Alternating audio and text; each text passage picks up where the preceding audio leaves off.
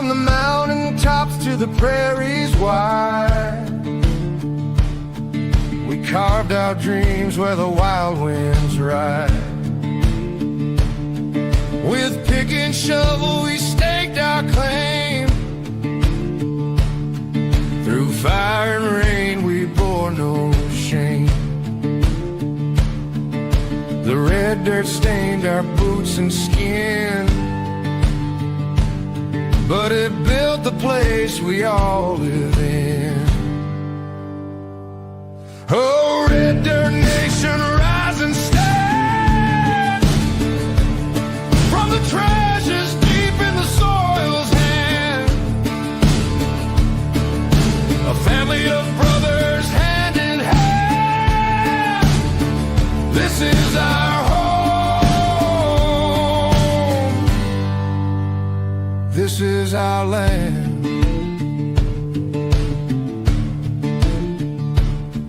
The river sang as we toiled away.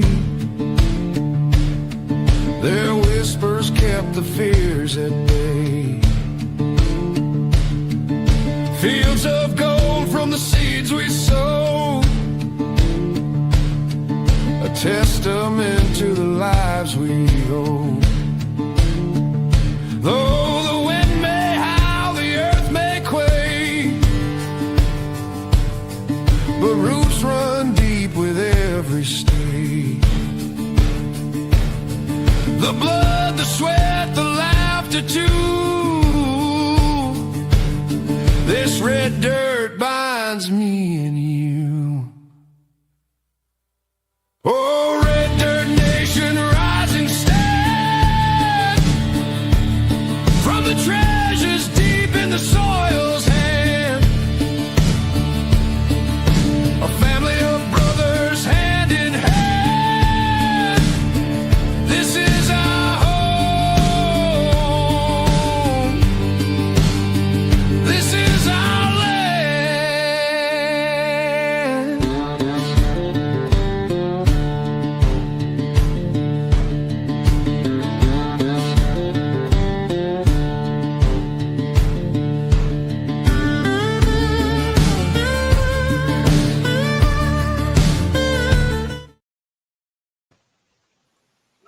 How's it going, everybody?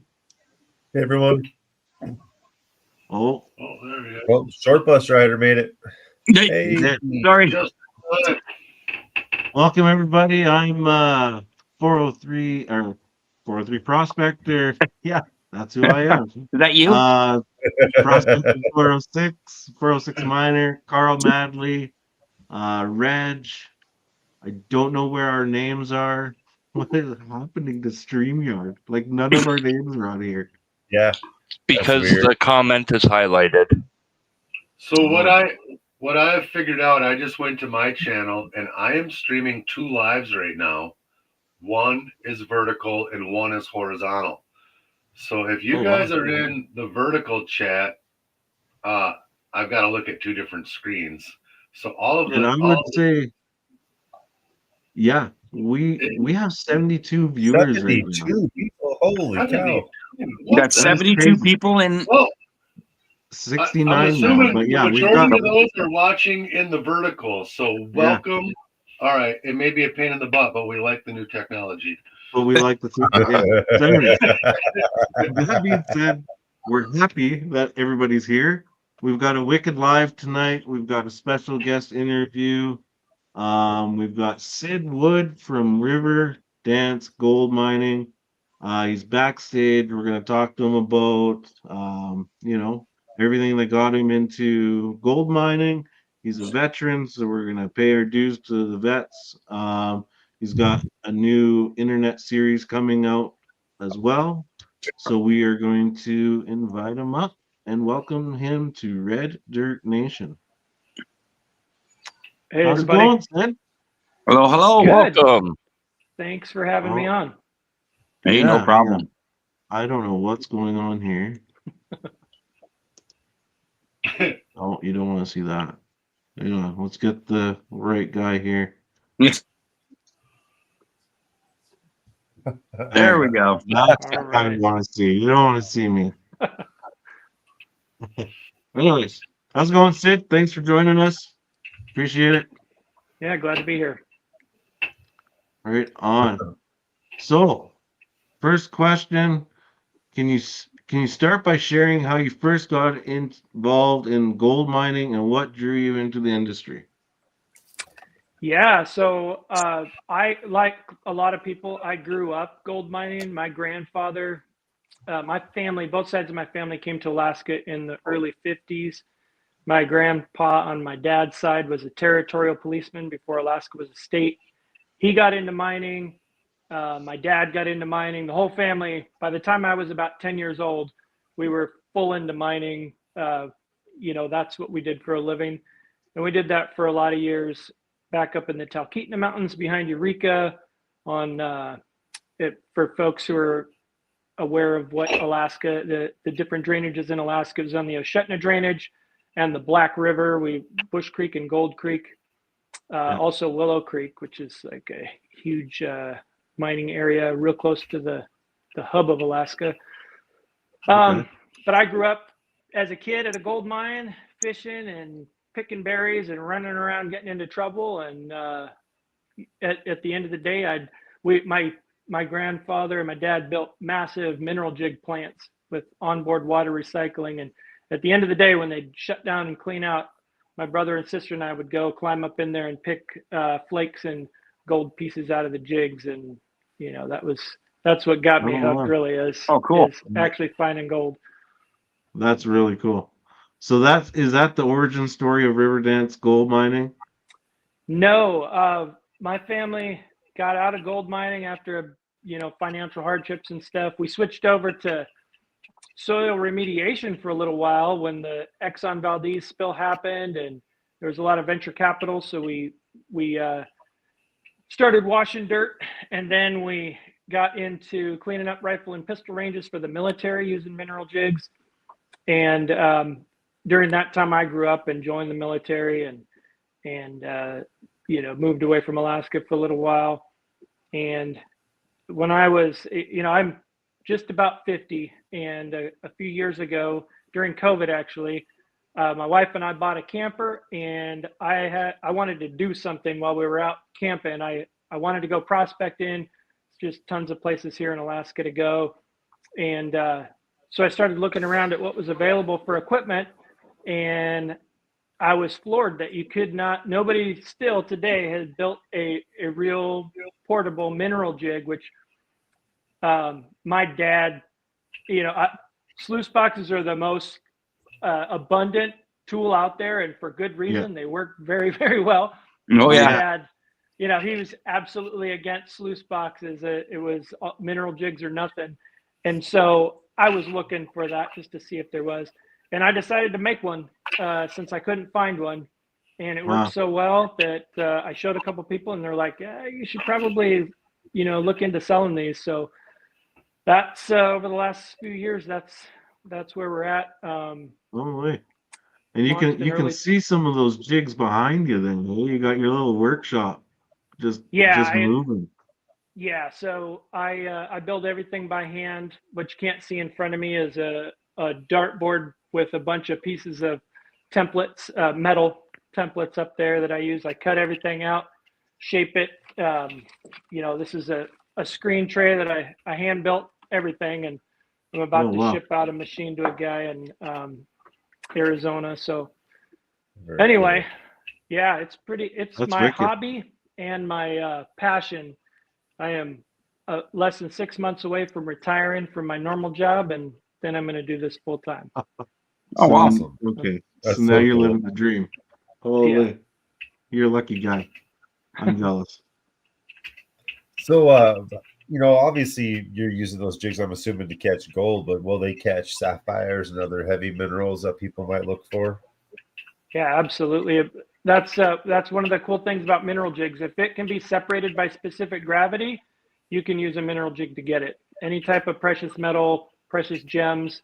I have sold jigs to guys using them for diamond mining, sapphire mining. Dan Hurd recently used one of my jigs to proof his peridot mine that he's venturing into. and to see if a mineral jig could separate the peridot from the basalt, which is very close in specific gravity. And it worked so well that they're moving forward with the project. Oh, nice. Yeah. That's awesome. I asked because there's a lot of sapphires around here, so I figure something like that would be super useful. Just to you'll chime see. in, I work with Dan Hurd on Sundays. I'm Dan's moderator. Awesome. We have a question from Prairie Prospecting. How important is classification? Well, like with just about anything, it helps. This is a very small machine. We have 3 different models, and each one is centered around basically a 5-inch hutch, 25 square inches, and it will, a rock, 2-3-inch rocks are not going to move through that little bitty machine, and they'll block enough of a section of the screen. So I tell people, if you screen it down to 1/2 inch minus, that's really, really good. 1/4 inch minus is perfect, because then you can screen out the 1/4 inch jig shot with the same screen, and you keep your jig shot clean, and everything's moving through under its own power. You don't have to pluck any rocks out. Oh, okay. That's wicked. Mm-hmm. So, who were your early mentors or influences in the mining world? Oh, definitely my grandfather, Woody, everybody called him Cyril Wood. He was a pioneer here in Alaska with a lot of different things. He built the first, I think, portable synergistic leaching system in Alaska, and he was consulting with mines all over the U.S. and all over Alaska. People would send him ore to test out, and he was always experimenting, always trying new things. I'm sure he toxified the neighborhood and us plenty. I remember him sitting out in the yard with the burning mercury, and he retort set up there. And anyway, he just loved experimenting. He never graduated high school. He was one of those guys that lied about his age to get in the Marine Corps, and then he was in the Korean War and World War II, and just did everything. He was a territory policeman, a truck driver, worked at a diamond mine, gold mine, and he would just learn. He was a pilot. Anyway, he was my biggest hero as far as gold mining and everything. He's the one that got me critically thinking about stuff and problem solving. Oh. So, talking about your mini jig, what like a lot of us guys are just prospectors, and I think a lot of the viewers just low key prospectors, not a big mining operation or anything like that. Do you have a machine that's easy to take out? Like the ones behind you look pretty big. I don't know if I would take one of those out. Yeah, our smallest machine is the Mini Max. It weighs 12 pounds. It's about 15 inches long, 20 inches high, and about 8 inches wide. It's that's the most portable machine we have. It's a simplex jig, so it has one hutch. Even the duplex jig, and behind me up here, there's the one you can see the easiest right there. It's larger. It's what we're calling the Pro Series. We haven't started selling them yet. I've actually sold a few, but they're being sold as a custom build. Those are 7 by 7 inch hutches. They're almost double the surface area of each screen tray. And that our normal duplex jig, the RiverDance Max, weighs 17 pounds. That one weighs a little over 20 pounds. Our biggest machine weighs 27 pounds. Oh, really? Yeah, and that's a 2-stage wow. triplex. It'll do it. You run through one stage, and the cons from that one filter down to the second stage, which is a simplex. So you get 3 different classifications of material, and it just super concentrates everything. Wow. So Minor Mod Gold is asking, how much does the Mini Max retail for? $1,000 so we've got 3 machines: Mini Max, RiverDance Max, and the Pioneer Peak. Those are the simplex, duplex, and the 2-stage triplex, and they're $1,000, $2,000, and $3,000. Makes it really easy. Hey, So I pulled up a quick clip of the Mini Max on RiverDance Gold Mining's YouTube page. So make sure you go out and check it out. See if I can pull up here. how hard are those to like set up? Oh,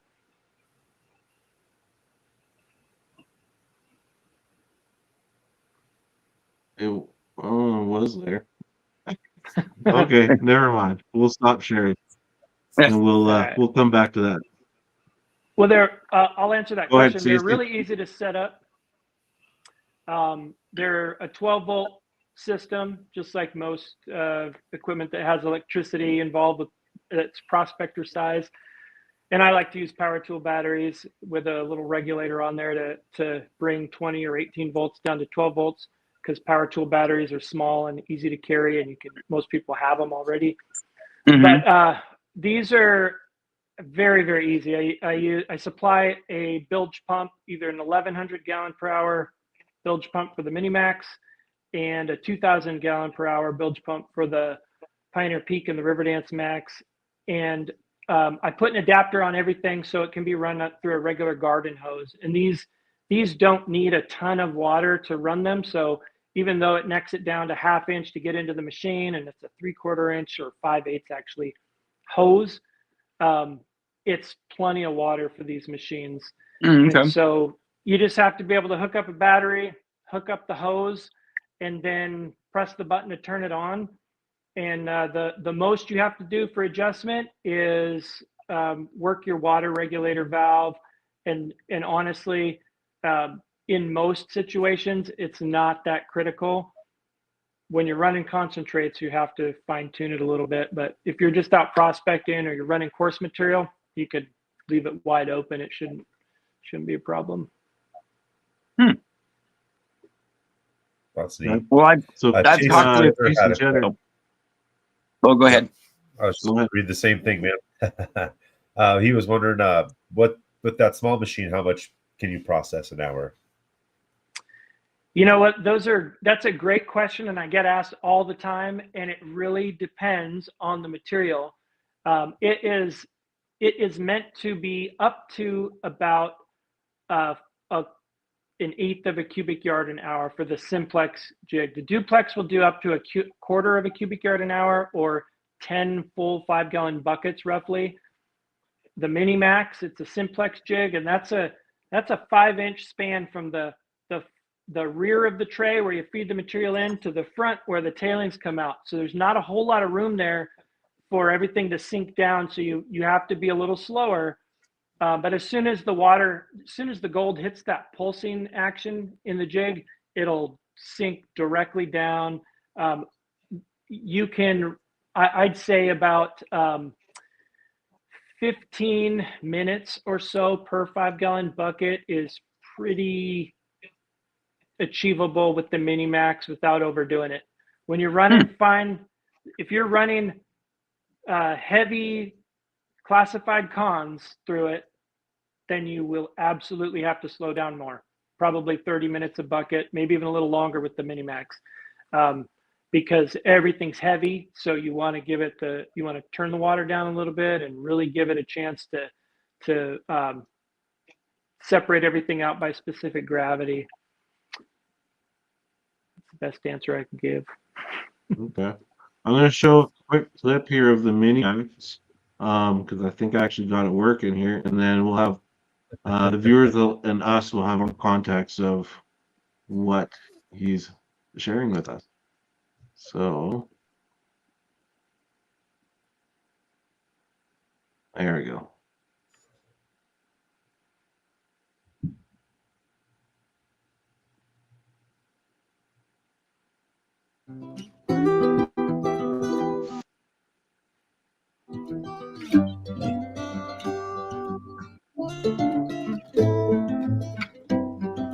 That's where your garden hose goes in.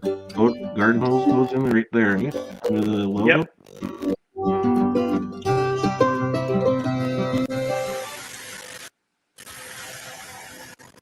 How small that thing is. Oh, wow. Wow, that's pretty cool. But you just feed it in that top tray there. That's what you're saying, right? Yeah. Yep. Okay. Is there like a water volume control in this jig, or are you just like how is the water controlled? So every jig comes with a submersible pump, a hose, a spray nozzle, a little water regulator valve, a jig shot, an AC adapter, because they're all wired with a little dongle and come with an AC adapter so you can plug it into the wall if you're doing it at home, and a concentrates container. So water regulation is I usually put the valve right up next to the pump. And depending on where I am, if I'm at home or I'm doing it in a recirculating tub, I'll put it right on the pump and then run the hose to the jig. But if you're out, you probably don't want to put it right at the pump if your pump's out in the creek. Anyway, it's just a small valve, regular water valve that comes with it. Yeah. Okay. That's man, I could use one of those in my Yeah, life. that's pretty ingenious. With the jigs, I've heard that they're they run the best the more the level that you can get them. Yes, definitely you want to level it out, but eyeball level is fine. You do not have to. In fact, when I'm out there, I've never once brought an actual bubble level with me. I do use one when I set up demos, but pretty good is close enough. Oh, really? Okay. You don't want it to tip forward, obviously, because again, it's a short distance from the rear to the front. Side to side is not such a big deal, but you definitely don't want it tipping forward. But honestly, the throw on these things is only about an inch. It's a 1/2 inch cam, and so the throw is 1 inch, and it's you're not going to throw stuff out of there. Really, what you're going to do is if you've got too much water pressure, that's really what's going to get you, or you're feeding it too fast. As long as it's pretty level, you are good. Yeah. Oh, okay. Nice. How long did it take you to come up with the prototype for this? Well, about 1.5 years total. I built the first one. I actually had it in my mind that I was going to build something that anybody could just go get the parts at Home Depot or Lowe's or their local hardware store, and I would build it. And if it worked, I'd put the plans out online and maybe make a couple videos on how to build this thing. And I built one that was pretty good, and I did some testing, and it worked really well. But it took me about 1.5 years to, after I decided, you know what, I think I want to patent this thing, and I want to try to make it for retail sale. It took me about 1.5 years to come up with a prototype that I could reproduce enough to keep making the same thing. And then another 6 months or so before I settled on the version that you see now. But we are always coming up with, it seems like about every 6 months I'm making an upgrade and doing a change, making something better. Well, cool. That's awesome. We just in the last couple of months, we began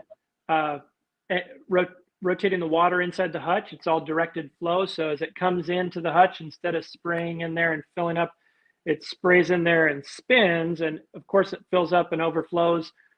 But as you're cleaning it out, when you turn it off, it cleans the inside of the hutch out for you. You don't have to spray it out with the spray nozzle like you used to. And it keeps everything moving. It creates a water column in the center, a low pressure spot in the center, so the heavies can fall right through the center and go out the tube. And The other upgrade we did even more recently was I had on the duplex jig, I had both water inlets were coming from the same hose, and I separated them out so you can actually you can regulate the water flow in each hutch separately.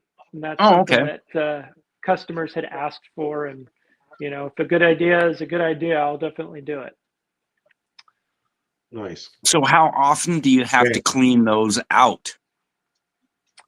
You know what I mean? When you're running the concentrate, I kind of understand, you know, if you're running some real heavy stuff, but your average, let's say, dirt, for lack of a better word, can you run like all day? Yeah, so that's one of the cool things about mineral jigs, the big ones and the little ones.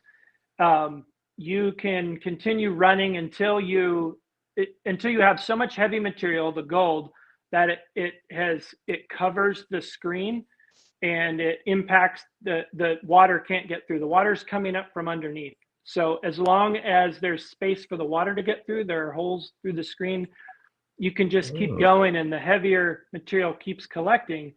And it takes, we found out, about 27 ounces of gold in one of these little jigs to plug it enough that the water is not able to get through, and you'll just hear it thumping against the screen, but it's not coming up anymore. Otherwise, 27 ounces of gold. Yeah, if the jig shot starts coming out, that's another really good indicator, because something heavier, something denser has got underneath it and is pushing it out. So if your gold is not flat and it's, you know, nuggets or pickers, and there's a lot of them, it'll start pushing it'll displace the shot. Otherwise, the only reason to stop is you're out of dirt to run through it, or it's the end of the day and you don't want, you should never leave your jig shot in the tray overnight. It will cement. No. And, it gets that's a bad day. Yes. How are we going, Joe? 27 ounces of gold. Yeah. So we got another video here of your I think it's your two jig system, and you're digging in a culvert here. You're taking a chance. So let's. You can walk us through this video if you want.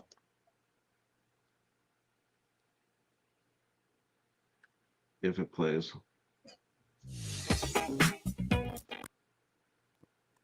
See you, Chelsea. Just kidding, eh? Well, if this is the video I'm thinking of. Welcome to. Yeah, this video is you'll notice this is a green PVC framed machine. This was our original design, and that's the culvert at my parents' house up on Lazy Mountain here in Alaska. Did not expect to get anything out of there, but like I'm finding out, there's pretty much gold everywhere.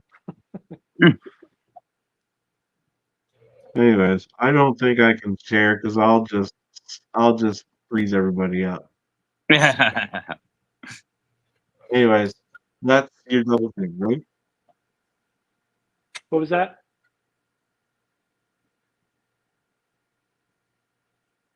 Can you repeat that, Trav? Uh-oh. Trav freeze? Yeah, might be one of those StreamYard issues again. Yeah.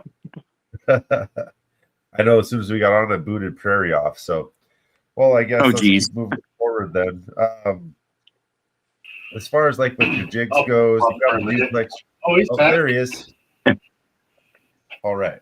Sorry, I'm going to restart my internet. I'll be right back. Okay. Okay.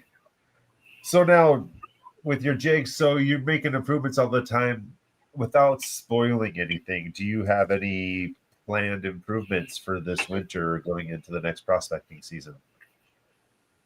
Yeah. The next big thing for us is to get the supply chain issue worked out and start marketing the Pro series. So there's a Mini Max Pro, which is actually what this screen is for. I said we're not selling them, but we are on an individual basis. I just sold one, and this is to an ore miner. He's a hard rock miner that wants it to concentrate his material. And anyway, they're all bigger. They're about 49 square inches for each tray, for each hutch. And so we have a duplex, and the RiverDance Max Pro, and we have the Mini Max Pro, and those are, you can run a half a yard an hour through the duplex jig. And we did that on the beach in Nome this summer, just testing it out on that beach sand, which is really easy to run. That stuff is fantastic, really. I mean, there's some stuff up closer to the shore, the bench, the land up there that has a lot of clay in it, but the sand itself is fantastic. And I was putting material in there as fast as I could possibly do it, and it was keeping up with it. The limiting factor was we were recycling seawater in totes. We used the same totes that we shipped the machines up in. We just opened those up on the beach, filled them up with water, put a couple 5-gallon buckets in there, and recirculated the water. And we had to keep pulling. Every time I put a bucket in, I'd have to empty the tailings bucket. And so take a bucket out. Yeah. Yep. But other than that, it was, man, we were just cruising, and it was working really, really well. So I think those will be useful to folks that want something just a little bit bigger, but are still looking for something, relatively affordable and portable compared to any other type of jig you can find out there. So got a question from chat here. Zayfiel was asking if you only focus on gold, or do you target other minerals as well? My focus is gold, but so I just had a guy come in the other day, last week, to my shop here, and he is a copper miner, and they get gold as a byproduct actually, but their main focus is copper. And he was actually blown away that he'd never heard of a mineral jig. And when I started showing him what it was, he actually came in to see if I had any gold pans or snuffer bottles and things like that. So I gave him a couple because I don't sell those, but I have some around. And I showed him the jigs, and he was like, holy crap, that's pretty cool. So yeah, anything you can separate by specific gravity, you can target. I've got guys that use my jigs for gold mining, silver mining. That guy might grab one for copper. I don't know. But gems and gold are the most popular. Yeah, because you said something about diamond mining too. Yeah, I don't know if Nico Jackson ever comes in here, or is somebody you guys are aware of. He mines and sells crystals that he finds and gems and things. And so he bought one of my jigs, one of the very first ones. He's probably in the first 10 machines that I ever sold. He bought one for diamond mining, and he's had that thing for over 3 years now. And I just sent him a brand new RiverDance Max because he wanted to get into gold mining. And so he's shipped it into gold mining, and he's put out some videos with that, with his old green machine, using it for diamonds and using it for gold, and then now with the new the RiverDance Max. So wow. So that's assuming really that cool. It'll get garnets then too, right? You probably get a bunch of garnets at the bottom of your screens.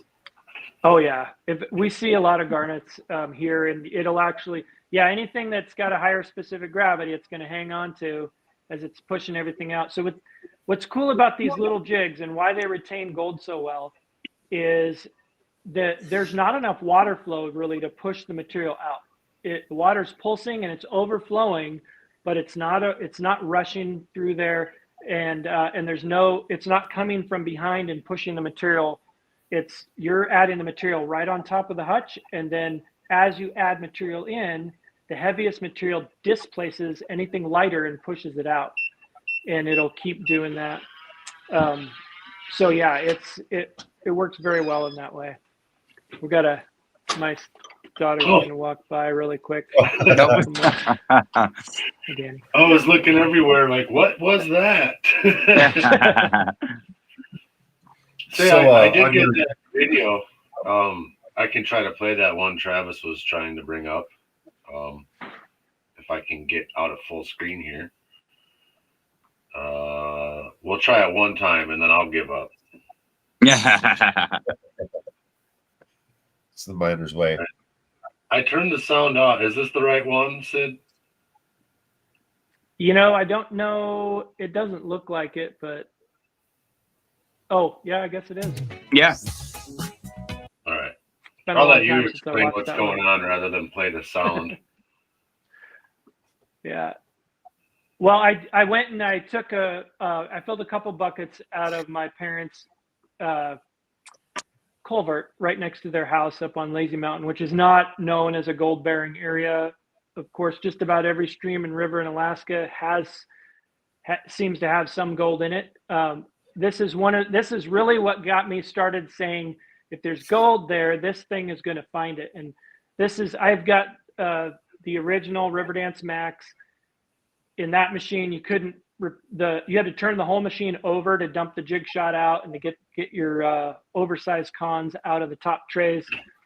We've since made the screens removable for clean out, and you can switch screen sizes and all that. But anyway, didn't find a lot, but I found three pieces of gold. There's one right there. There you go.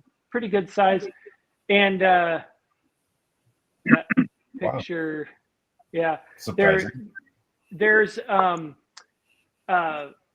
started saying, if there's gold in the dirt, this thing's going to find it. And I honestly, I've only been skunked one time using my jigs, and that was I went and grabbed a little bit of catastrophic failure there on my stand. I went and grabbed some material from the Homer Spit, which is not a place that anybody can mine or should mine. In fact, you shouldn't dig dirt off the spit because it's necessary and it's a finite resource. We put the dirt there to make this spit out into the ocean. But at low tide, I went and dug up some dirt just to see. And of course, there was no gold in it. But every other time I've gone out, I've at least found, little teeny tiny bits. It's not always a lot, but it's always something. I even found gold in Florida beach sand. Some friends sent me some beach sand so I could make a video to see if the jig would capture shark's teeth, and it did. It did retain the shark's teeth, but there was gold in the material too. A couple, just a little teeny tiny specks of gold in there. Oh, so there is gold in Florida. Apparently. Probably rubbing off all those coins out in the ocean. Yeah. Right. Gold plated shark teeth. Yeah. Yeah. They got grills. Gold fillings, yeah. Oh man. So let's see here. I had a question I was going to ask and I totally lost it. What's your favorite mineral to find other than gold? Like, if you could go find any mineral with your jig, what would you go look for? Bucket list. That is a really good question. Maybe.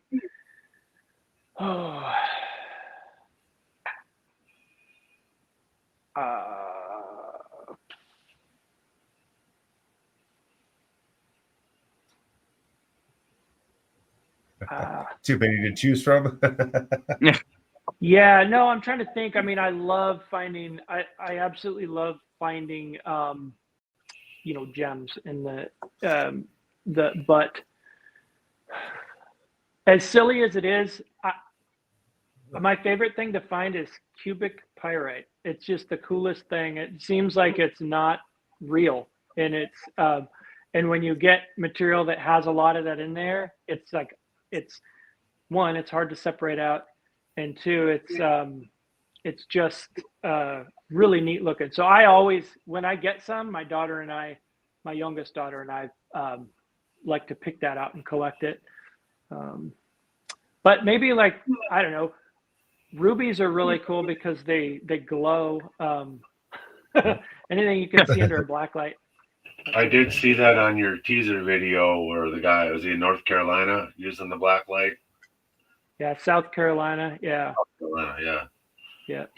We found some rubies when we were down there prospecting, and it's pretty neat. But then So now you're going through all your rocks with that black light before you dump the classifier out. That's one thing I haven't found yet is rubies. Yeah. That'd be cool. We might know where we could find some like cubic pyrite. We know a spot. Yeah, cool. Yeah, I have people sending me material all the time, and sometimes it's got some just really cool stuff in there, big old garnets or a lot of pyrite and things like that. So pretty neat. Awesome. Yeah. Okay, if free you could, material is cool. your bucket list, where would you go in the world to gold prospect? Your bucket list, if you could go anywhere in the world. New Zealand. That's Exactly. the top Yeah. 5 answer. Yeah. Yeah. Australia, New Zealand. Australia, New Zealand's mine. Yeah. Do you have any superstitions or rituals you do before you do a big run or clean out? Oh, no, I don't. Maybe I should start one. You don't do the super dance or any of that, huh? Nope. I do this, I have a routine that I do, but it has nothing to do with rituals or anything like that. I'm not, nope. Pretty boring in that regard, I guess. What's the long-term vision for RiverDance gold mining? Oh man, you know what? We are still too new to get my head really wrapped around that, but it has been such an amazing experience so far. I mean, folks just the folks I've met so far, and some pretty big name people have been either interested or gave me a call just because, like Mike Pung, the guy that, the Gold Cube guy, called me one time just to say, hey, I heard about your jigs, tell me about it and stuff. And that was pretty amazing. And, I'd like to, I just want to be able to travel, go places, go to gold shows and go to the prospector get-togethers and go to visit the different gold clubs around the country and see what other people are doing. And I just within the last year and a half heard of for the first time those dry washers. I've never in a million years would have thought people were using a dry, doing that to get gold. Using air and blowing air. Yeah. I mean, absolutely, it works. How cool is that? Yep. Well, just to be able to travel more. Driving through Montana, I'm the president of the Gold Club here in Missoula. Yep. All right. Free to come anytime you want. There's also sapphire mines and all sorts of stuff to go do here. We can point you in the right direction. I just took Travis and Carl on a expedition across Montana for those said experiences, actually. Yeah. Very cool. Montana sapphires right there. I think your jig would be a little bit easier to run than the little stuff you have to do by hand here. Could you imagine setting that up there when everybody's using the thing at the table and we just bust out one of his jigs? That would be wicked. That'd be like, get out of our way. Just dumping bags in it. I would like to at some point, get to that level where I can have the jigs either, that folks can lend them out, have them at gold clubs or at destinations. The people go do the gold mining experience and either lease them out or have them to give out to folks that are doing that. That would be pretty cool in my mind. I actually, there's a place here in Alaska called Crow Creek Mine. A lot of people go. You have to pay to get in, but it's a historic mining area. It's really, really neat, and you can always find gold there. But while I went there for the first time, and two other people that had my jigs came, and one of the guys said, hey, I know that other guy's here like every week. He's always running one of your jigs. Anyway, that was just super cool. Oh, that'd be cool. That would be sweet. You Oh. could send one to the Flower Gold Wizard. He's got 85,000 subscribers that would love to see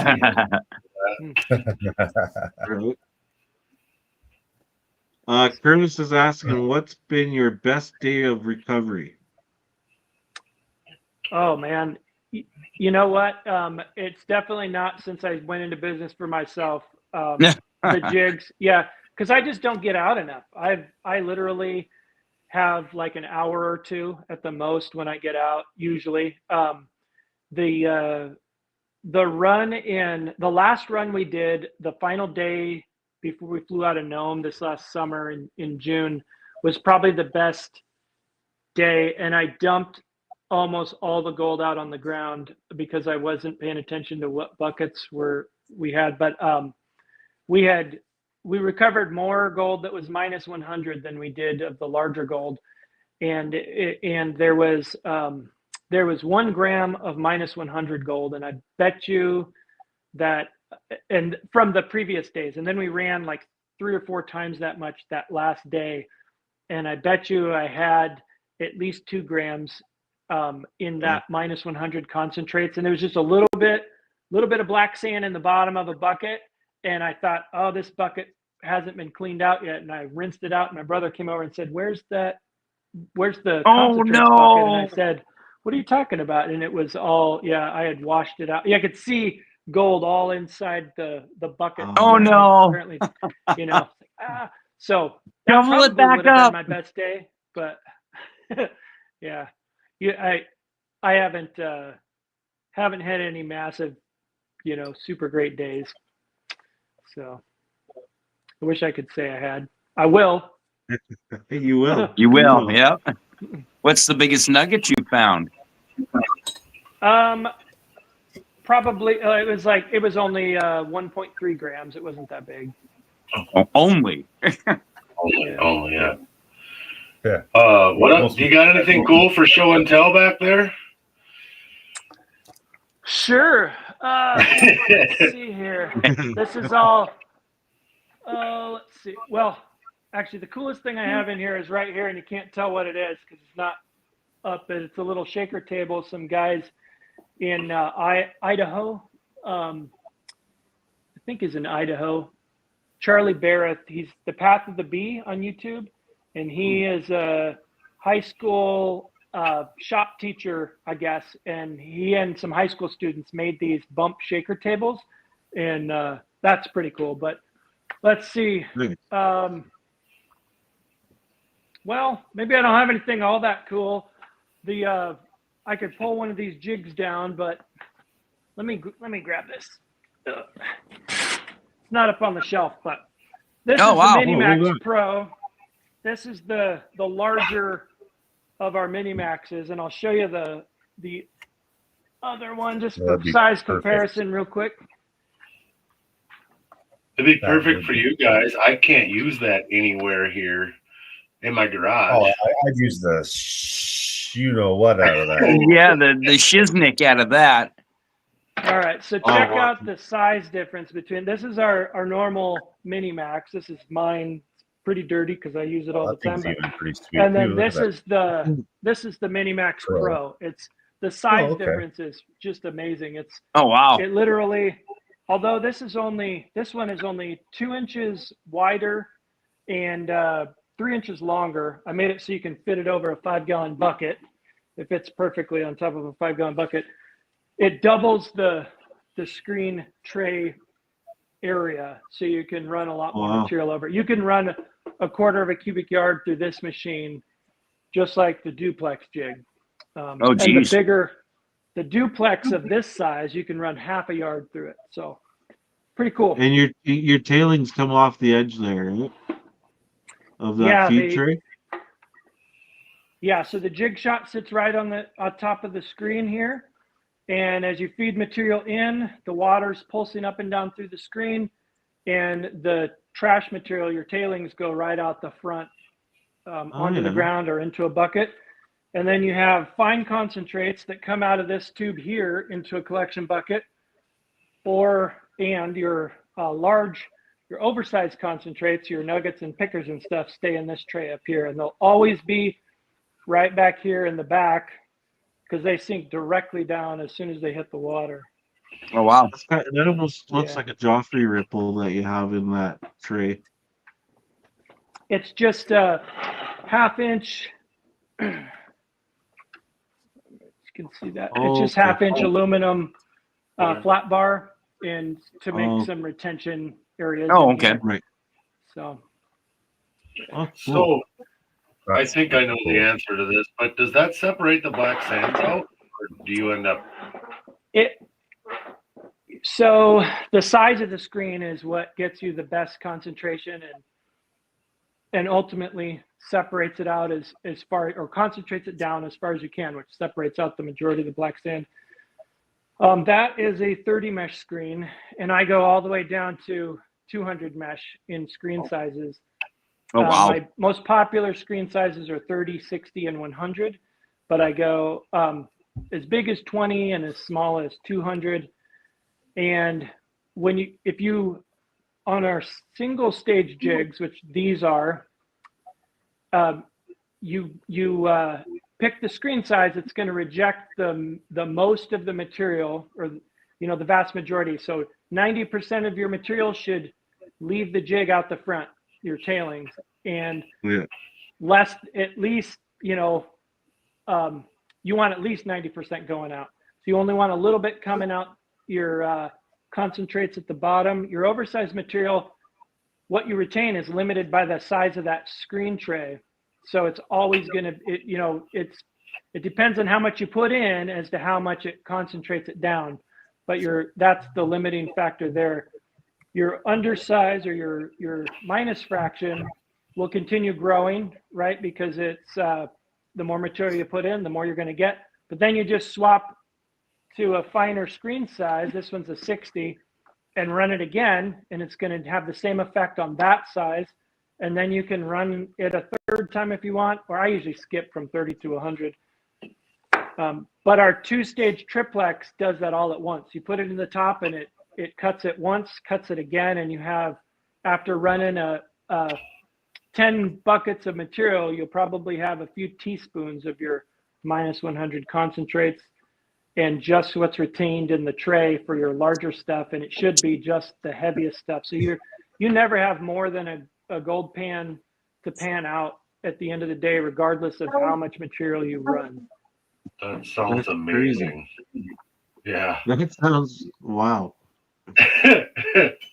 Oh, so when do you have to buy the screens separately? Like you get one screen with the jig, and then you have to buy them in increments or whatever, unless you buy the one that comes with all three. Yeah, you get each machine the one screen to make it go. You choose that screen size, and then you have to buy separate screens. Okay, those are additional. Yeah. That's wicked. Huh. So those use steel shot. Not. I was thinking they were using lead for some reason. No, what I use is carbon steel. It's this. There's a jar of it here, but it's 1/4-inch steel shot. It's slingshot ammo. As long as you keep it clean, you don't leave it in the jig overnight. Don't leave it in a bucket of water because they will rust.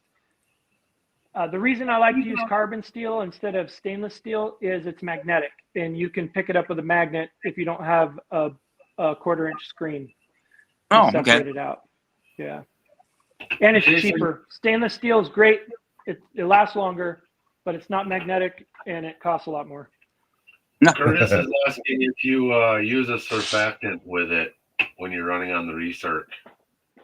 Yeah, if I'm recycling the water, then I'll put some jet dry in there. Yeah, I mean, why not? It's a good idea. It'll not only will it keep break the surface tension of the water, but it also helps the sediment or the dirt to settle out of the water and keeps your water cleaner. It can anyway. Some dirt just sucks. Do you notice that it makes it quieter too? Does the jet dry make it quieter? No. When I'm running the sluice in my garage and I've got it running off back down into the tub, as soon as you put the jet dry in, it drops. It's the change is very noticeable. You can hear it on camera for sure.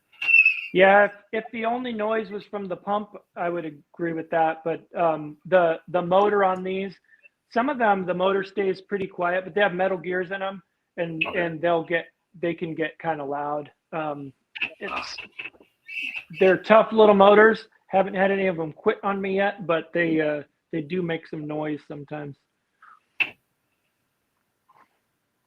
And you said you're running on a like a cordless DeWalt battery with the adapter. How long does like the 20-volt battery run?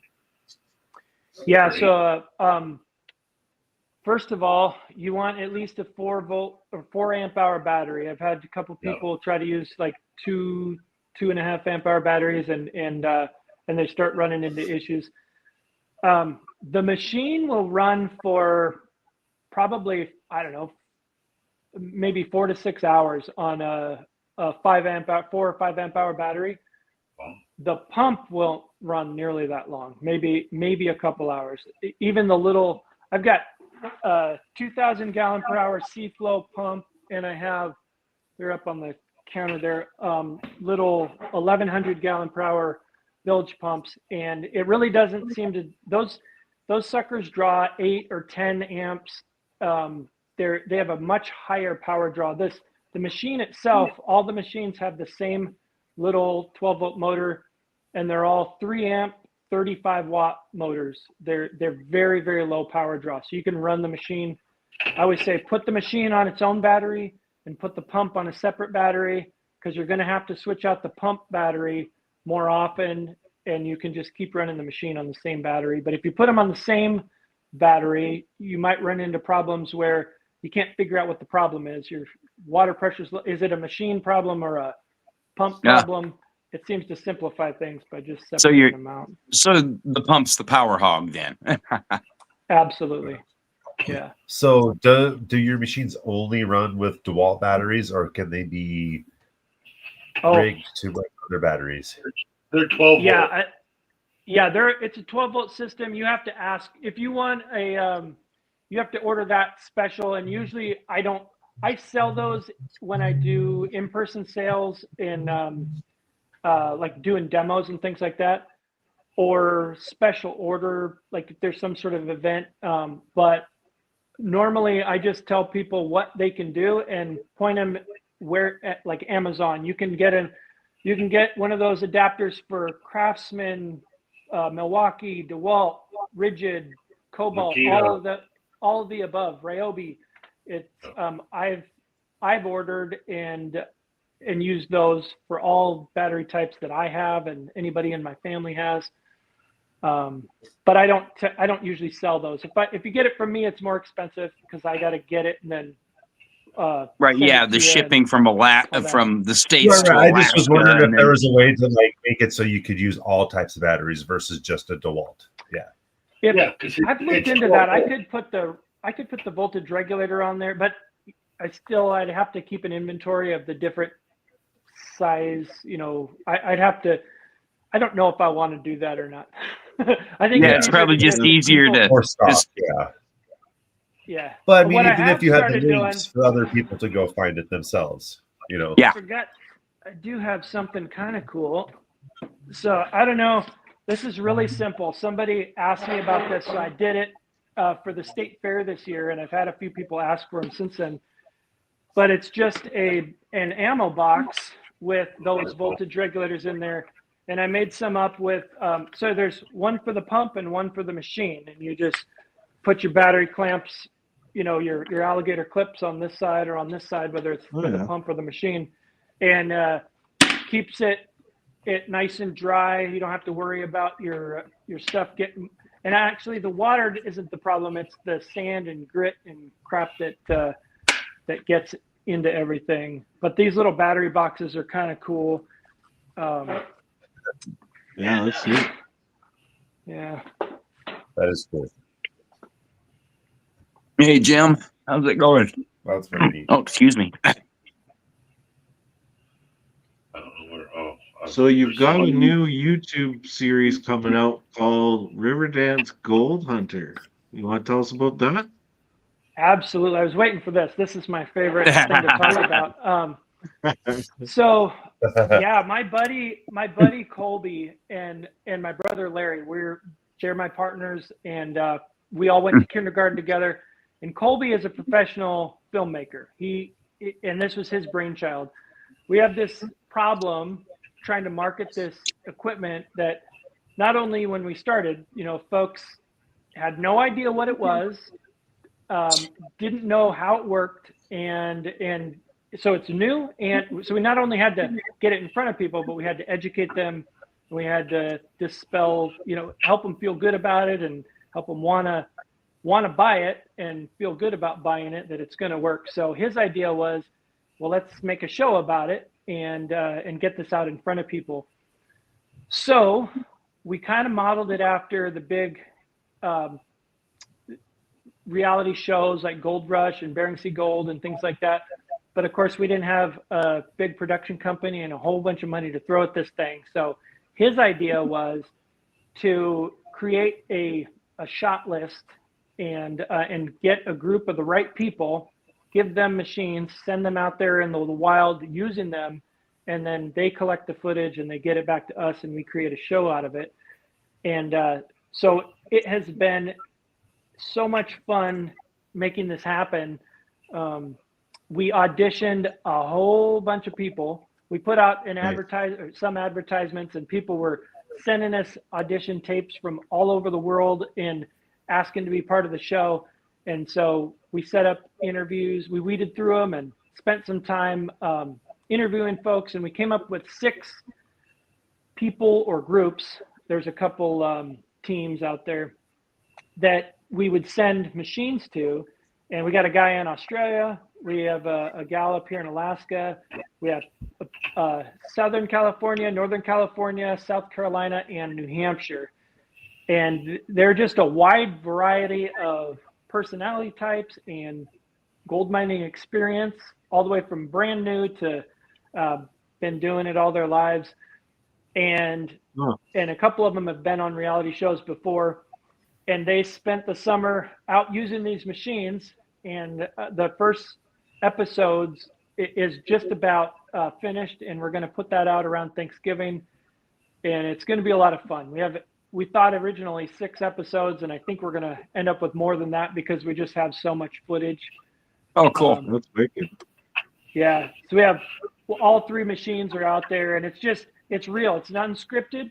It's them figuring out how to use the machine. They have never used one of these machines before, and they have the same resources as anybody else. The instructions I give them, and then YouTube videos and videos on other social media that I put out there. Right. And they run into the same problems anybody else would, trying to figure it out for the first time. And so yeah, and go ahead. I'm sorry.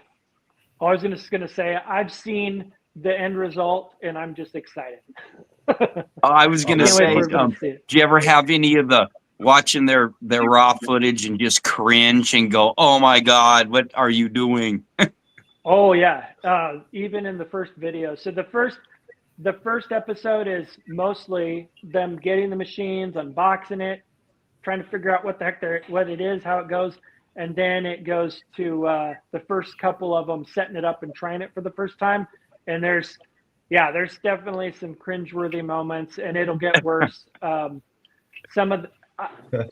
During this, I was their lifeline. If they just couldn't figure something out, they would call me, and it is hard to get somebody who has been using a sluice box their whole life and is good at it and knows their crap. They're not new, but they've never used a jig before. I'm trying to get them to understand how they need to change what they're doing to make it work for the jig. It was a challenge, and I had some moments where I was pulling my hair out, and I was like, trying to be nice, like, you just got to trust me. I promise it's going to work. Just, anyway, you'll see. I think it'll be fun for everybody to see this and sort of figure it out together. That's really awesome. Cool. Yes. So it's airing on YouTube around Thanksgiving. Do we have a specific day and time yet, or is that still being ironed out?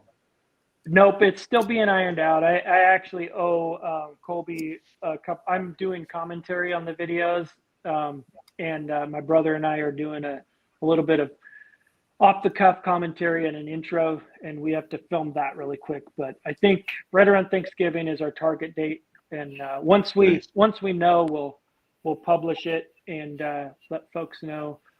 Oh, cool. But, Yeah. I clicked your notification bell today, so I am ready for that. So, all right. well, there was a question And that's from good. Jeffrey Button. He wanted to know who was on your team in New Hampshire. It is a fellow by the name of Chad Roy and his wife Christina, and they mine on the Ammonoosuc River. He calls it the Wild Ammonoosuc River. They have some property right on the river, and there's a property right next door to them that is actually a campground for mining. But they dredge there. They have got a couple 4-inch dredges that they run in that river during the summer, and pretty cool stuff. They have a lot of gold there. It's really neat. Oh, cool. That's cool. Yeah. Very fun. Sounds like a fun time. Oh, yeah. Well, So are you gonna be doing this one season, or are you gonna do it multiple seasons, or not sure yet? We're gonna keep it going as long as if it works out the way we think it will, and honestly, it already has. We're getting so much interest just from. I still get often people asking me if they can be part of the show, and we closed down auditions in April, so we're Really? yeah. I didn't even know about this. This is crazy. Yeah, and me either. Yeah, I just found out about it because I was like, Red Dirt Nation will put in a casting video Yeah. next year, hopefully. Disregard that chat. I copied a bad link. I'm trying to share your channel. That'd be And, cool to take around driving between New Mexico and Montana. That would be sweet. How So we did. how well does it work with like heavy clay soil? Well, you have to either break it down. Are you talking about really dry material that has clay, or are you talking about actual clay balls, clumps of clay and stuff? Like Both. Vader with clay material in it. Where Yeah. you gotta kind of break it up. So what I do usually, it's like anything else that like a sluice box. It's not going to break the clay apart if it's formed into clay. You'd need a wash plant to do that, trommel or something. What I do is I just stick it in a bucket and stir it up either with a paint stirrer on a drill, or I add water to it and stir it up with my scoop. But if it's just dry material and it's got a lot of silt and clay in it, then it'll feed through just fine. Yeah, you got to go slow with clay balls and stuff. But we ran into that, like I mentioned earlier, a little bit in Nome, and some places here, even in the valley where I live, there's some places with a lot of clay. And I just, break it up with your fingers, or like I said, pre-mix it up before you put it in. Feeding it in a slurry is, it's kind of hard to beat that for a feed type material for any type of equipment. It just will always feed better if it's in a slurry. But yeah, because up at our club claim, there's a ton of clay. It's a real bear up on the hill. Yeah, A lot of guys are like pre-soaking. mm-hmm. So could you do a like they have for the Gold Cube, where they have the trommel attachment or the high banker attachment? Could you make a pre-wash, I guess? Yeah, you absolutely could. And our I've been toying with this idea for a while, and I'm going to do it as soon as I get time. Yes, you can absolutely marry it to a trommel or some sort of high banker type attachment. What you have to avoid doing is just overwhelming it with water, which both of those can do. But you can control the feed coming out of that in a couple different ways. What I'd really like to be able to do, though, is use it with a dredge.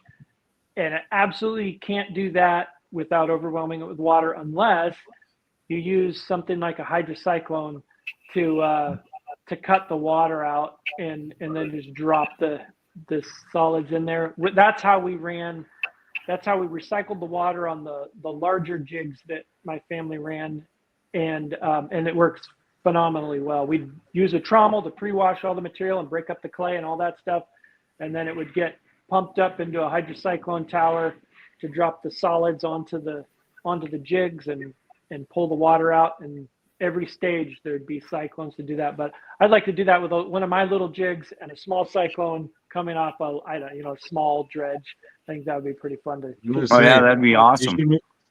You should maybe talk to Mike Klein because he's got some industrial cyclones up in Alaska. So he's definitely a smart man when it comes to that stuff. I could just imagine your two brains together would make something crazy cool. So yeah. I just wonder if we actually have like. Go ahead, Trav. Sorry. No, go ahead. I was just wondering if you could dredge into like a smaller dewatering screw, and then where it screwed, which normally would be your yuck material, it would feed from there. Then. Yeah, you could do it with you could do it like that too. Yeah. Of course, that's a lot of stuff to carry to the beach. Yeah, absolutely. Back to your show that's coming up. Go ahead. Do you have a favorite cast member that joined, or? Oh, so I don't want to give too much away, but I'll just give no, I don't have a favorite, but there are a couple that are going to get a lot of comments, and it's I love watching them because you just never know what they're going to do. So just a little background: the folks in New Hampshire, they are very smart. They're scientists. They've been involved with high-level government projects for food security and things like that. They're really bright people, and so when they're doing what they're doing, they talk about it, and it's a real learning experience to see how they mine and what they're doing. Christian, a guy down in he's a little further up north in Northern California. He is he's a whitewater rafting guide, but he's been mining forever, and he knows his stuff when it comes to geology and the history of the area and mining, and he mines on the Trinity River, and he's just an oddball wild card guy. You never know what he's going to say. He can be very he's got a great heart, very very positive, but yeah, I just never know if it's going to be kid friendly or whatever. We've got Krista in Southern California, who her words, she brings glam to gold mining, and she's brand new. She's learning, and the things that come out of her mouth she's got me cracking up all the time because it's not always correct, but that's okay. It's she's trying, and she is learning and all of that. She knows what she means.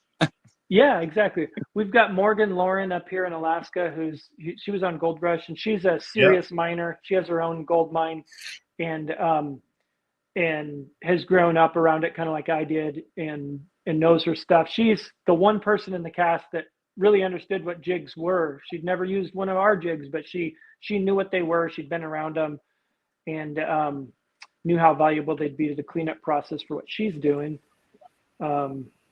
And then Jason from Australia, that's just cool because he's, it's Australia and it's different. They just the way he talks is entertaining. So, and then Chad McClaskey from South Carolina. He's deep country, and that guy puts in the work. When he goes mining, it is up and down hills, it's no joke. They hike everywhere they go mining, and he's got the biggest machine, and it's not fun to carry around. Even though the machine itself only weighs 27 pounds, that becomes a lot more than that very quickly when you've got all your gear. Oh yeah, 25 pounds is 25 pounds. Yeah. Yeah, it does. Yeah, it still sucks to carry it. Mm-hmm. So do you build all of these in-house then? Yeah, my brother welds the frames, and I build everything else. I cut everything out and shape it. I've got a metal brake and lots of different tools, and yeah, we build them all in-house. And we're looking at manufacturing, but we're not there yet. Our volume is still low enough that I can keep up with it almost, and we're doing pretty good. But we're getting there. It's like becoming a nail biter every time, whether we're going to meet our deadline or not. Yeah.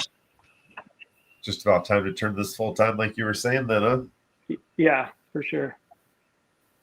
We supply the biggest and really only gold mining equipment store in Alaska, the Mining Superstore for Alaska Mining and Diving Supply in Anchorage, and they carry our equipment. That's the only retail, brick and mortar retail outlet that we sell to. Even that, sounds like you've got a pretty good problem on your hands. Yeah, great question. I like from it. Ezekiel. The sourcing. Oh yeah. Yeah, we know from other interviews that it's hard to get anything in Alaska. So what do you have the most difficulty with? You know what? Honestly, it changes because I do have to get almost everything from out of state.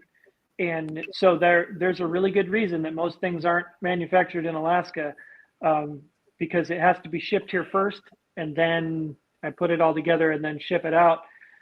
And it used to be the motors and the rod end bearings, and sometimes the jig shot were the things that would just put a big pause in production, especially the motors, because there's not a single manufacturer in the U.S. that will make these motors or a comparable motor. You can only get them from China. And I even had there's an outfit that specializes in mating, matching up manufacturers with motor manufacturers in the U.S., trying to get people to use made in the U.S. motors, and they could not find a manufacturer that that could make a motor that was similar to these, unless I think I needed a 10,000 quantity, to start with, in order for somebody to begin manufacturing them. And I can't do that yet. Eventually I will, because it kills me that I'm buying motors from China. But so right now though, everything's pretty good, because the Amazon, which is where I source most of that stuff from, has they have a distribution center in Alaska now, in Anchorage. And so what used to take me 2 to 3 weeks to get takes just a few days. Oh, and, nice. Yeah. Do you get the drone delivery? What's that? Do you get the drone delivery? No, they don't do that in Alaska yet. That'll be pretty cool. But the hardest part for me to get for that I'm not meant, one of the reasons I haven't started selling these yet is this hutch here, this piece for these bigger jigs. I can't get it in Alaska at all. I have to, and I can't get it shipped up here through the places that carry it. I have to, and it's one of those really weird things. Home Depot carries these. It's a 4x8 PVC reducer, and Home Depot carries them down in the States. And they will not ship store to store, and they won't ship it to me in Alaska. So I have to buy it online, have it shipped to my buddy's house in Georgia, and then have him ship it up to me. I've had plumbing supply companies try to order them for me, and 6 months later, it's still not here. So that's the most ridiculous the double shipment, issue that I have right now. Have you tried the rest of these, the normal size ones I can get, if I can't get them shipped to me quickly, I can run down to the hardware store and buy them for a few dollars extra a piece. They're more expensive to get them here, but they're always in stock. Oh, geez. There's a company called Dakota Supply Group, DSG. They took over our big plumbing warehouse here, but they have a website, and I know they ship everywhere. Just maybe they might have what you need. Yeah, if I can get a reliable source for those, and I don't have to go through my buddy in Georgia, I will do that if I have to. But it's not the DSG. I'll look that up. Yep. I'm not guaranteeing it, but they might. So yeah, it's 2025. You would think that we could, overcome stuff like that at this point, but I don't know. You would assume. It just doesn't make any sense. Right. But here we are. Oh, that felt good. Well, we're about an hour and 20 minutes in. Somebody, should we take a quick commercial break here? Travis has a video for, I believe, our next week's guest. I am trying to get my computer to cooperate with me. I don't know which video it is, though. Travis, are you? I see you're hanging out in the back. Can you pop on our commercial quick for us? Oh, Red Dirt Nation, rise and stand from the treasures deep in the soil's hand. A family of brothers, hand in hand. This is our home. This is our land.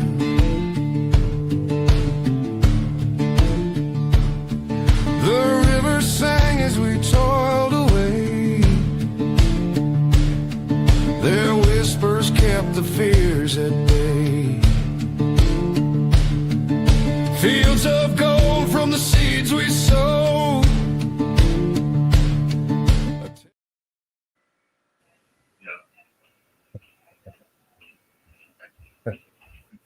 Oh, fun stuff. I went down for another cup of coffee and it's all gone. Well, why is it? So I guess there was a couple. One of the last questions I had was for people who have adverse health effects and maybe have a hard time getting out to the mountains. Would this be a piece of equipment that'd be easier for them to use at home or even set up themselves out in the mountains? Let's say they're in a wheelchair or they're, having to walk with a cane. Yeah, I one of the things that I really like is the ability to set this up in my garage at home. One of my close friends, his dad has one and he walks with a cane. He wanted something he could just sit down next to and feed from a chair. You can absolutely do this. I really I started doing it for my demos because it was such a great way to set it up, is recycling water inside a tote. You just go get a Husky tote or a Craftsman or whatever brand at the hardware store, that those closing lid totes, or you can do it in a regular, removable lid tote. The Mini Max sits on a 2-gallon bucket perfectly, and the RiverDance Max sits on a 5-gallon bucket perfectly. So you just set it on top of the bucket for your concentrates, put a 5-gallon bucket in front of whichever machine it is for the tailings. Everything's overflowing into the same sump, and you just drop your pump in there and you can just run it all day like that. Doesn't take that much water, easy to clean out, easy to operate. It doesn't make a mess in your garage. You can plug it into the wall so you don't have to run batteries. Super easy. Awesome. Perfect. It'd be a good way to get my old man doing it. Yeah.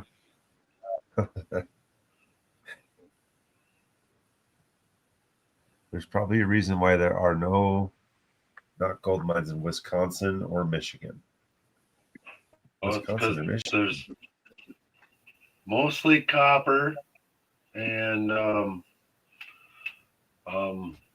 there is just a little bit of gold, but there is currently a company from Canada that is drilling for gold a couple hours north of me, and they have really good results from all of it. You can Google it. It's in the Chiquamagon National Forest. I can't believe I said it right. That's CH Pretty good. Magwan. I love that flow copper that comes from Michigan. That stuff's cool. Yeah. But Expensive, the copper though. from Montana is pretty nice too. Well, I don't know. This is Anaconda. You win again.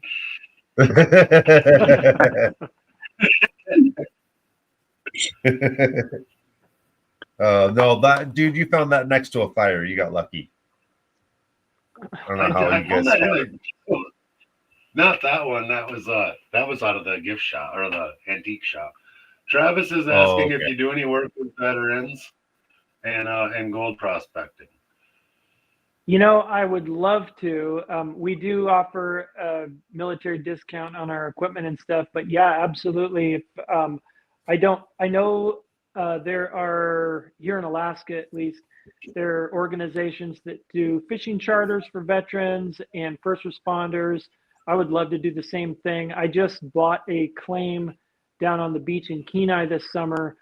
And so hopefully once we get established there, and I would like to start bringing people down to do day trips and just and mine down there, because that is actually one of those beaches where the water does come all the way up, and it, even if it doesn't come all the way to the bank where you were mining, it closes you off on both ends. You can't get out once the tide comes in. No. So you've So yeah. So the but I'd love to captive do that for audience. folks.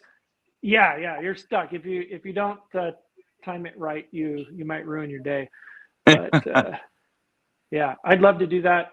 I, as a veteran, and I've been working in corrections for just under 20 years now, and I was in the Marines and the Army, and so I'm very connected to law enforcement and military, and have a passion for that. My wife works for the local police department. I would absolutely love to do that. So, yeah, love to chat with you about that actually sometime. Yeah, because we got one of our good friends, Lord Shadow, he's got a bunch of claims, and he's got it set up for everybody from like wheelchair to backpack in. Yeah. So awesome. He does exactly what you're saying. He does the day trips and sets them up next to a pile of dirt and lets them do their thing. Yeah, cool. Oh. Well, is there anything you use to fill your time other than prospecting and building your machines? Besides building your machines and prospecting, is there anything you do to fill your time? Yeah, I work for the Department of Corrections. No. And I'm married. I have a 9-year-old daughter, and so yeah, I love hunting. That's one of the things that, you know, the very short time frame that we get to do that here, moose hunting specifically. That's one of the things I love most to do in life, and so it's only once a year, but when it comes around, I definitely do that. Yeah, I try to get out as much as I can, but mostly I'm stuck here building machines or doing my day job. So doing your new day job, huh? Yeah. Or hopefully your new day job. Right. Yeah. So how long does it take from, like, let's say start to, if you have all the parts, how long does it take from start to finish to build one? Yeah, so it takes about, It's a minimum, an absolute minimum of 3 days per machine. Now I can build multiple machines at the same time. I've built as many as 10 at a time. Usually it's 3 or 4 at a time, but Right. A couple of the components take 2 days to do. One of the components takes 3 days to do because there's, silicone, dry time, paint, things like that. But if I have all the components pre-made, it takes me about 2 hours to assemble everything and get it out the door. So. Oh, that's pretty good. That's pretty good. I mean, you probably built enough of them now. You've got it pretty streamlined. Then it sounds like. Yeah, it's definitely getting easier. There's our Lord Shadow is in chat now. He's the one we were just speaking about. Oh, Lord Shadow. Shadow. He's our local artist and claim prospector. He's got some works in different museums and presidents' homes. So wow, very cool. Yeah. The Smithsonian, I believe, is the one big one he's got something in. That's what I thought I was going to do when I graduated high school. I wanted to play soccer professionally and be a professional artist. And apparently there are no good art schools that have great soccer teams. Or at least I didn't find one. So I joined Imagine the Marine that. Corps instead. Yeah. Oh, that's funny. How many of your machines are in the field now? How many have you sent out, I guess, or produced? That's a good question. So since I started serializing them, I have the one that I just sent out was the 140th of the serialized machines, and so it's less than 200. It's probably around 170 or so, 170, 180, but yeah, we're still brand new, effectively. That's still 180 more than most people have of anything out there. So. No, yeah. Right. Well, and I just got the patent this summer in May on my dad's birthday. And, cool. That's like a bucket list thing. I always wanted to do that, and so I have a utility patent. Pretty happy. How was that process? Was that a pain in the neck? No, I did it the easy way. I hired an attorney, and I paid for it to be done right the first time. So I avoided all the issues. There were a couple snags along the way, but the attorney took care of it. And although it took a while, it was pretty easy to do because I had a product that actually should be patented. It solves a problem. It's not new technology, but it's done in a way that nobody else has done it before. Okay. And it works very well. Okay. So, yeah. Awesome. Well, we are over an hour and a half at this point. Unless anybody's got some last minute questions, I think this would be a good time to maybe start wrapping it up for the evening. Anybody in chat or anyone wants to type something out real quick? We really appreciate you coming on, Sid. Yeah, thank you very much. A really cool conversation. I really love duplex jigs. I've always wanted one or to build one. And so seeing somebody doing it and being genuinely pretty successful at it is pretty awesome to see. So I really appreciate you coming on. Yeah. Thanks. And so yeah, I was just going to say, our YouTube handle is at RiverDance Gold Mining, and RiverDance Gold Hunter is the reality YouTube show that will be coming out soon. So please go subscribe to our channel. Check that out after. Yeah. We've been sharing that, and we will share it again. And if you want to hang out after we play the exit video, we'd love to chat with you a little more in the after party here. So yeah, sure. Sometimes we forget to say that, and our guests leave during the exit video. So thank you, everybody, for joining us tonight. Thank you again to everybody for yesterday. We did a 5-hour live benefit auction. I still have a little bit of jet lag going from that. Yeah. And we raised a lot of money for a great cause. And thank you all, everyone that donated, everybody that bought things. It means a lot to the two people that, or the two families, however you want to look at it, that we're helping out. So just another reason why our gold community is absolutely amazing. So it's great to be a part of it.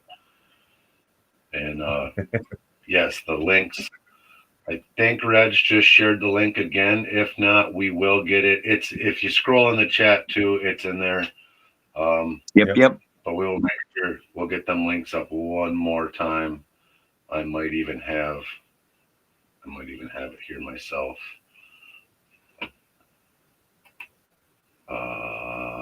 Right there. All right. So this.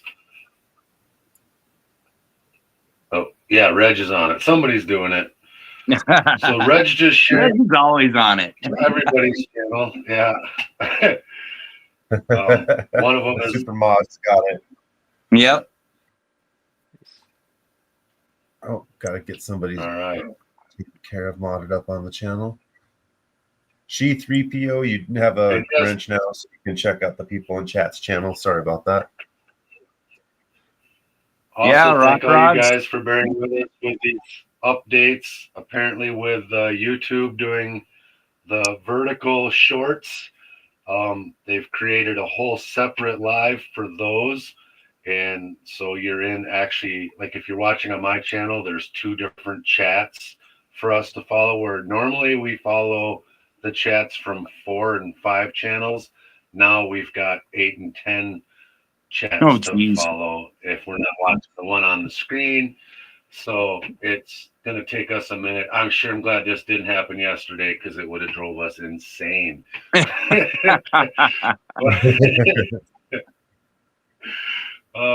Thank you so much, everybody. Again, I'm trying to find buttons, and I will get the exit video going unless someone does it for me.